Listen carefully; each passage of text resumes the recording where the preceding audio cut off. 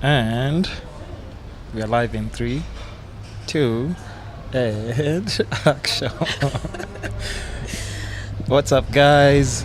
I'm here again with another guest, special guest, of course. Hello, hello. And it's the Podcast. And today we're talking about living and working abroad. Living and working abroad, that's so right. I'll just let my guest introduce herself and just tell us a bit about the introduction of what she does before I get into the questions. Oh my goodness, I think I should have prepared myself for this. My name's Mary. Yes. I've been living and working abroad for the past 6 years. 6 years. Moved to the United States in 2012. So right now I'm in corporate America, but it didn't start out that way. But I would say really I am in the financial investment banking industry. But that's it for now. Which is most probably like the hardest industry to get into, especially if you're coming from, Actually, not quite. I really think it's really about what school you go to, what type of education you want to pursue, and how aggressive you remain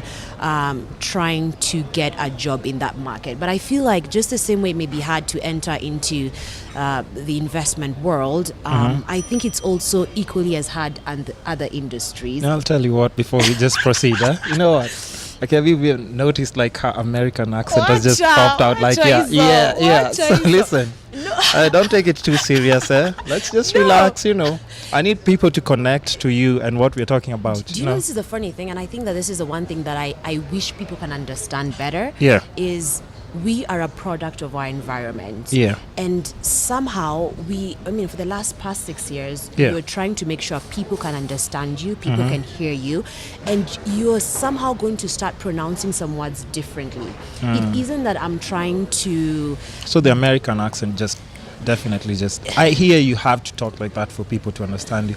But but here's the question. I've never had anyone pick up an Indian accent after they've gone to India. I don't think I have an American accent. I think there's some words that I pronounce with that. But mimi wale watu wenye put a gun on my head, I cannot speak the American accent whether I like it or not. Yeah.